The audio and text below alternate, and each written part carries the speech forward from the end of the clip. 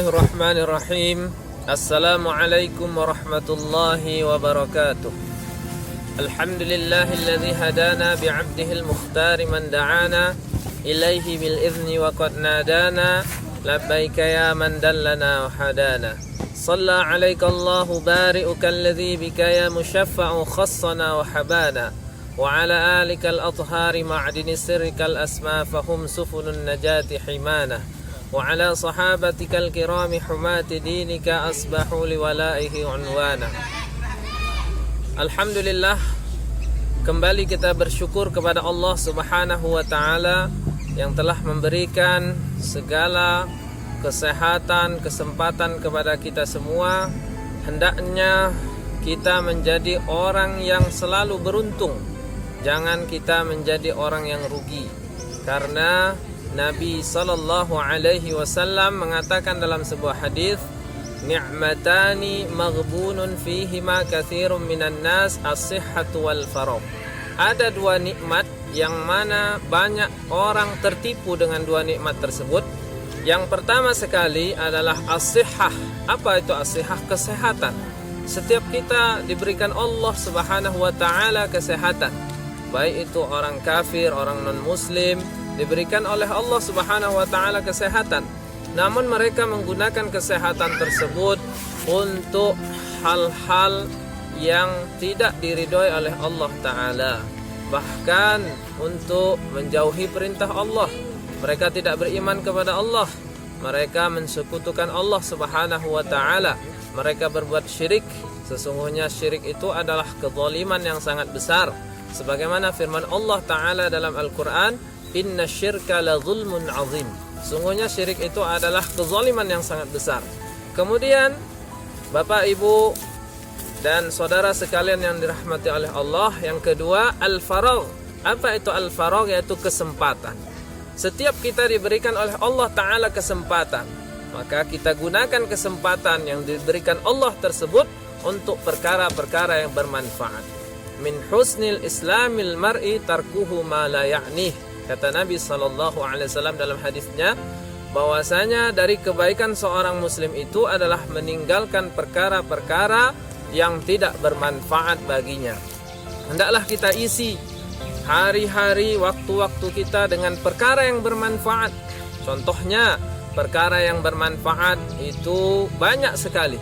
Seperti berzikir, seperti membaca Al-Quran, seperti beristighfar, seperti membantu orang lain, ataupun belajar, ataupun mencari nafkah bagi seorang suami, dan bagi seorang anak membantu kedua orang tuanya. Banyak hal-hal yang bermanfaat yang bisa kita isi dalam suasana seperti ini. Apalagi kita hendak menyambut bulan suci Ramadan, bulan suci yang penuh dengan keberkahan. Awaluhu rahmah, kata Nabi, awal bulan tersebut adalah rahmah, wa awsatuhu maghfirah. Pertengahan bulan itu adalah maghfirah, ampunan, bercucuran dari sisi Allah Subhanahu wa ta'ala. Wa akhiruhu itqu minan nar, dan akhirnya adalah pembebasan dari api neraka. Kita sambut bulan Ramadan ini dengan hati yang gembira, dengan hati yang senang, karena setiap amalan kita akan dilipat gandakan oleh Allah. Setiap amalan sunnah kita pahalanya menjadi seperti amalan wajib, dan setiap amalan wajib kita maka pahalanya dilipat gandakan oleh Allah 70 kali lipat. Maka sangat rugi kita kalau kita lewatkan bulan Ramadan tersebut dengan hal yang sia-sia, dengan hal yang tidak bermanfaat, apalagi dengan hal-hal yang maksiat yang menjadikan Allah Ta'ala murka kepada kita. Allah Subhanahu wa ta'ala telah menurunkan kepada kita berbagai macam cobaan dalam kehidupan kita, termasuk sekarang wabah corona yang telah menyebar di mana-mana. Maka hendaklah kita selalu mendekatkan diri kepada Allah, selalu rujuk kepada Allah, kembali kepada Allah, selalu memperbanyak istighfar kepada Allah Ta'ala. Karena orang yang beristighfar disebutkan dalam hadis Nabi SAW, man lazimal istighfar ja'alallahu min kulli hammin faraja. Barang siapa yang selalu beristighfar, hari-harinya dipenuhi dengan istighfar. Bangun tidur istighfar lagi, pagi beristighfar lagi, siang beristighfar, malam beristighfar, Allah katakan ja'alallahu min kulli hammin faraja, Allah akan menghilangkan setiap kesusahannya. Wa yarzuqhu min haitsu la yahtasib, dan dia akan diberi rezeki dari arah yang tidak disangka-sangka. Kadang masalah rezeki adalah masalah ghaibiyah yang seseorang itu tidak menyangka dari mana rezekinya datang. Seseorang yang hatinya thiqah, yakin dengan Allah Subhanahu wa taala, maka Allah akan berikan dia rezeki dari arah yang tidak disangka-sangka. Maka yang perlu kita garis bawahi, rezeki di sini bukan hanya berbentuk uang atau materi atau mobil, rumah mewah dan lain sebagainya, tetapi rezeki itu banyak jenisnya. Bisa kesehatan diberikan oleh Allah, bisa anak-anak yang soleh, bisa istri yang solehah, kemudian bisa tetangga-tetangga yang baik. Itu juga merupakan rezeki dari Allah Subhanahu wa ta'ala yang sangat-sangat mahal harganya, yang sangat-sangat nafisun, yang sangat-sangat tinggi nilainya. Kalau kita renungi, kalau kita resapi, nikmat-nikmat dari Allah Subhanahu wa ta'ala begitu besar dalam kehidupan kita. Maka dalam bulan Ramadan adalah momen yang paling tepat, yang paling cocok untuk meningkatkan daripada amal ibadah kita kepada Allah Subhanahu wa ta'ala, lebih bertaqarrub lagi, lebih bertadarru' lagi, lebih merendahkan diri, banyak kita menangis, banyak kita berdoa, banyak kita berzikir kepada Allah. Hadirkan dalam hati kita bahwa setiap amalan kita yang kita lakukan pada bulan ini berlipat ganda pahalanya. Contoh, kalau kita bekerja di ladang, kita tahu pahalanya kalau kita bekerja dengan sungguh-sungguh di ladang, kita akan dapat upah 200.000. Kalau kita sungguh-sungguh lagi dapat upah 250.000. Nah, begitu seterusnya.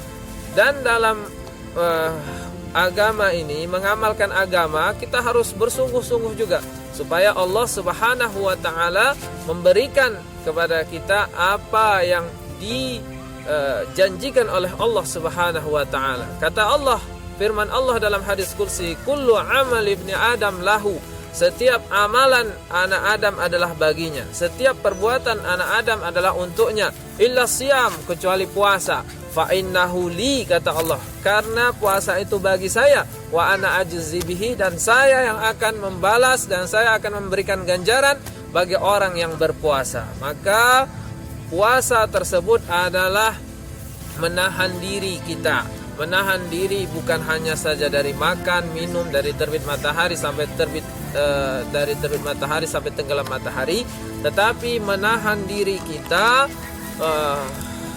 dari segala perkara yang diharamkan oleh Allah Subhanahu wa ta'ala. Itulah tingkatan yang tinggi dari orang yang berpuasa, menahan segala anggota tubuhnya, mata, hidung, telinga, kepala, kaki, tangan, dari hal-hal yang diharamkan oleh Allah Subhanahu wa ta'ala.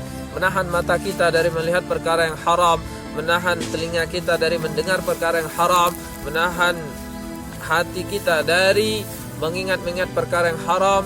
Hendaklah seluruh tubuh kita ini kita gunakan untuk perkara yang bermanfaat, karena seluruh anggota tubuh kita ini akan ditanya oleh Allah Subhanahu wa ta'ala, sebagaimana firman Allah dalam surah Yasin, al-yawma nakhtimu ala afwahihim wa tukallimuna aydihim wa tashhadu arjuluhum bima kanu yaksibun. Pada hari di mana mulut mereka dikunci, tangan mereka berbicara, kaki mereka akan bersaksi atas apa yang mereka lakukan. Hadirin wal hadirat, dimanapun Anda berada, ketahuilah bahwasanya seluruh tubuh kita ini akan dipertanyakan oleh Allah Subhanahu wa ta'ala, akan mempertanggungjawabkan apa yang telah kita buat selama kita di dunia ini. Kullukum ra'in wa kullukum mas'ulun an ra'iyatihi, kata Nabi SAW. Setiap kalian adalah pemimpin dan kalian akan ditanya tentang apa yang kalian pimpin.